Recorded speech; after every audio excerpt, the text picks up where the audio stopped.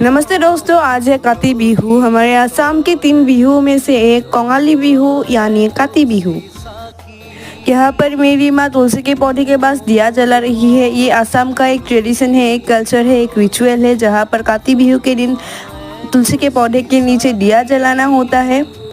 और उसके बाद माँ ने कीर्तन खोखा और नाम खोखा का पाठ भी कर लिया। घर में एक आध्यात्मिक माहौल छा गया। सच में हमारी ट्रेडिशन की बात ही अलग है। उसके बाद हमने चाय, समोसे और माँ ने पीठा बनाया था, वो भी खा लिया। और रात को भी डिनर में कुछ स्पेशल है, आप लोग बने रहे वीडियो में, आप लोगों को जरूर दिखाऊंगी। और मैंने बहुत दिनों बाद एक मूवी भी देख लिया आज, और ये मूवी मुझे बहुत अच्छी लगी। And here is my delicious dinner थाली, वेज पुलाव विद चिकन। और भी आइटम्स है, पर मेन फोकस पुलाव और चिकन पे ही है। चिकन खाए और लेग पीस ना खाए, ऐसा हो सकता है क्या? तो मैं अपना खाना एंजॉय करती हूँ। आज के लिए टाटा बाय बाय।